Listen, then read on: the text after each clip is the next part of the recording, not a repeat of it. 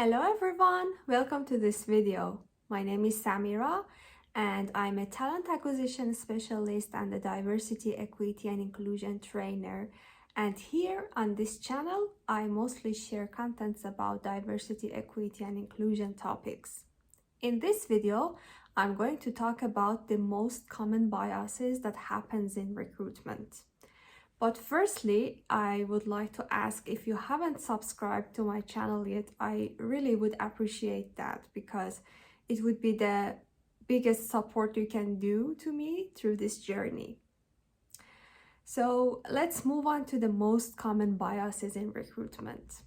But first of all, why is it important that we understand what are the biases that happens in recruitment? Because all of us as human beings, all of us have bias. No one can say that, no, I don't have any bias in my decision making.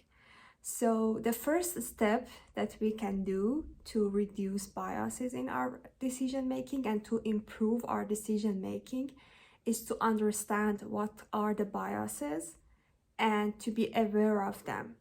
So the knowledge is power here.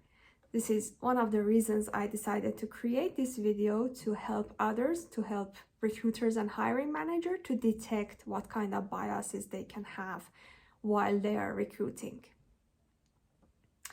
The first bias I'm going to talk about is first impression bias, and this happens when we judge someone based on their initial interactions or their initial look, and this usually happens within the first few seconds or minutes of meeting them. So it might have happened to you as well that especially in an interview, the first few seconds or minutes when you met the person, you made your mind about them and you decided whether you would like to move forward with them or not. It's highly probable that in this scenario, in this case, you are trapped in the first impression bias. We usually should give them opportunity to make them more familiar to us and to become familiar with them in a more proper way. So we shouldn't judge anyone basically on the first impression that they make on us. The next bias I'm going to talk about is confirmation bias. And you have had maybe this situation that sometimes you have a gut feeling about a person. And for example, in the recruitment, you have a gut feeling about a candidate in the beginning of the process. And the only thing that you do throughout the rest of the process is that you just try to find some evidences to prove your initial thinking or initial belief. Let's say, let's explain it better with an example. For example, let's consider this situation that I have had like a woman manager who was not quite qualified, and I don't have a good experience of it. And I have kind of this belief on my mind that women are not good in leadership roles, which is not correct. And most of the beliefs that we have on our mind are not necessarily correct. And then I'm hiring for a leadership role and I have a woman candidate. And because I have this belief on my mind that women are not good in leadership roles, I try to find something to say that this candidate is not a good candidate, and I just ignore other important data. I don't ask important and necessary question to qualify the candidate, and I'm trying to find something to say that this is not a good candidate because of my initial feeling and my initial thought. This is also a very common bias and we should be aware of it. The next bias I'm going to talk about, which is very common and very, very important, and it shows itself a lot in recruitment, is affinity bias. We all of us human, we feel more comfortable around people who are similar to us, and we like people who have similar things with us. It can be similar look, similar nationalities, similar background, the similar school that we went to, or anything. And I think it kind of comes from our ancestors, because they used to live in a group, and someone who was outside that group would have been a potential threat to them. And we have still, our mind is still working in a way that our ancestors' mind was working. And so this might be one of the reasons that we like people who are similar to us a lot. But sometimes we should give people this opportunity to make us familiar with them. And when we talk to people, when we communicate with people, we usually come to this decision that all of us humans are the same. We share a lot of things together. We just need some time to know each other. And if we stuck with our affinity bias, and like we are not aware of it, it usually guides us through a way that we hire someone who is mostly similar to us, rather than finding someone who is a good potential or good fit for the role. So the next time that you are hiring, if you like a candidate so much, pay attention to this fact that is it because they are a good fit for the job, or is it because they are similar to you? And even if someone who is similar to you is qualified for the job, you should give the opportunity to others as well who are not similar to you, in order to make a more inclusive and diverse environment and diverse team and inclusive recruitment process for your company. The next bias is contrast bias, and it is when we compare a candidate to the ones that we talk to exactly before them or after them, instead of evaluating each candidate based on their own potentials and based on what we need actually on the job. We just compare them with others, which is not a good thing to do. The next bias is halo effect. And it also happens a lot in recruitment, that and this is our tendency to influence our judgment based on only one good behavior. Like we make a positive overall expression from someone based on just one positive behavior or one positive skill that we see from them. Let's take an example here. For example, we are going to hire a recruiter or a talent acquisition specialist for our team, and we meet a candidate who is really good at communication skills, and we make our decision only based on their good communication skills. But we know that in recruitment we need so many other skills as well. Someone has to be good in sourcing, in analytical skills, in problem solving, in so many things as well other than communication skills. So we shouldn't judge the whole ability of a person only based on one good behavior that they have. The horn effect, which is the next bias, is exactly the opposite of halo effect. And this is making a negative decision, having a negative mindset about a candidate only because of one negative behavior or one negative thing that we've seen from them. For example, we have a candidate who was a bit late for their interview, and we just make our mind about them that they are not a good candidate because they were not punctual. But sometimes there are some reasons. For example, there was a reason that the candidate was not punctual, and if it is not repeated, we can say that, okay, it was an accident. We shouldn't just judge someone only based on one negative thing that we have seen from them. We should give them a chance to show themselves more. The last bias that I'm going to talk about, of course, there are so many more biases that happen in our daily life and in recruitment, but these were these biases that I talked about were the most common biases that happen in recruitment. And the last one I'm going to talk about is groupthink bias.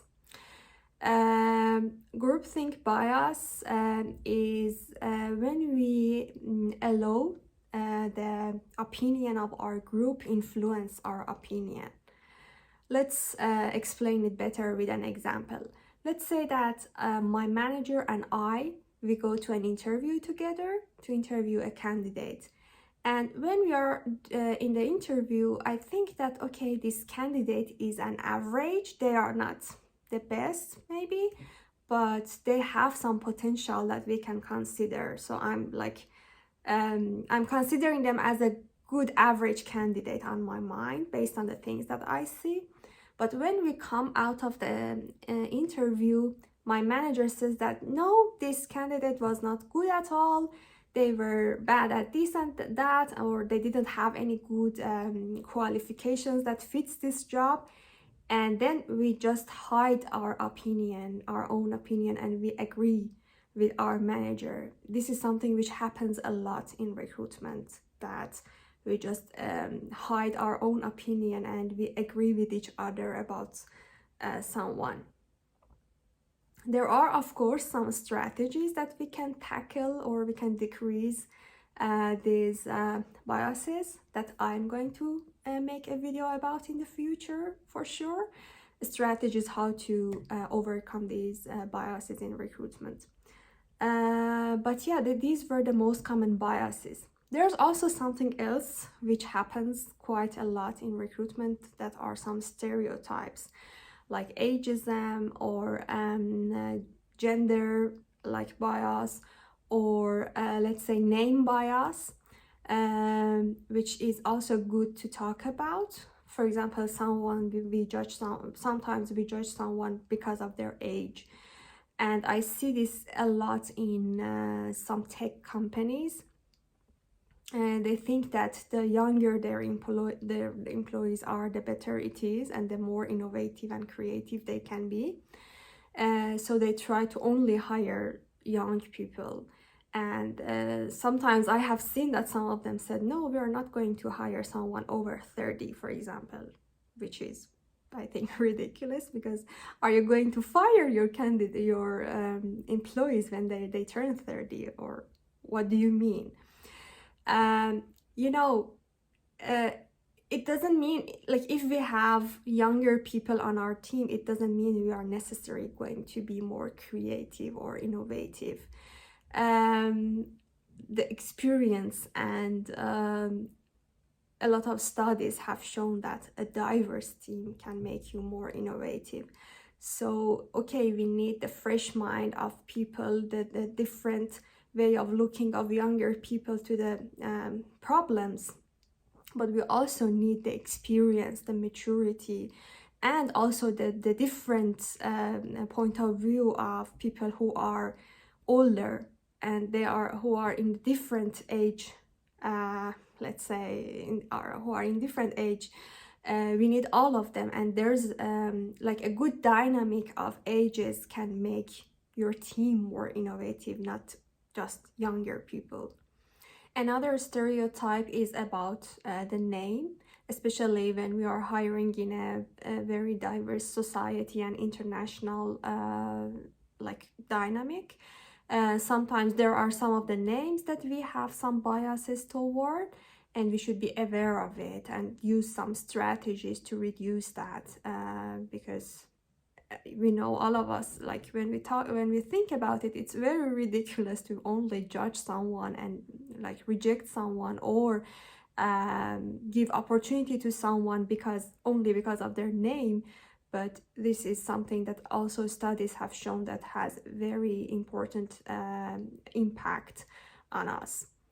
And at the end, I was thinking that I should talk about something which I'm seeing a lot these days on LinkedIn, people talking about it, that still there are some hiring managers and some recruiters who like reject someone because of the gap that they had on their resumes, or I don't know, because of the short term employment that they had on some companies. And I felt that I kind of need to talk about it as well.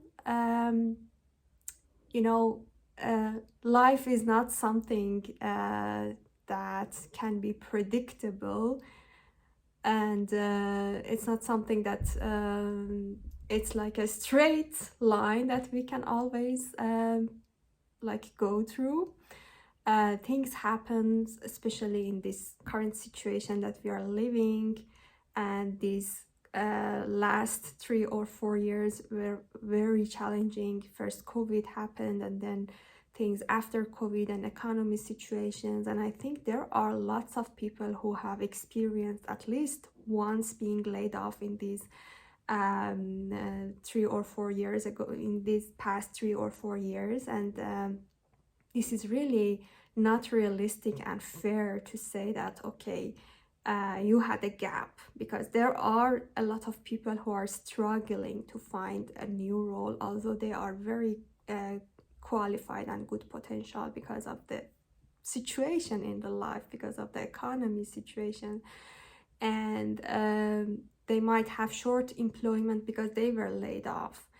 And even in a good situation, in a good market situation, things happen in life. And for example, you become sick, someone in your family becomes sick, and you need to be a caregiver for a while. You become a parent. Something unexpected happens to life, in your life. And you know, it's not like a straight line, as I said, that we expect people to be perfect, to worked for a long time in a company, to, you know, not having any gap in their on their resumes, or these things haven't proved necessarily that a candidate is a good and qualified candidate. And I think the life is hard in itself, so let's be human together, and let's behave as a human, and let's have an empathy toward each other, and let's understand each other's situation, and let's not judge each other. This is something that I wanted to add at the end of the video. Thank you so much. I really appreciate that you have watched it until this point. I hope that it has been helpful to you, and I will see you in the next video.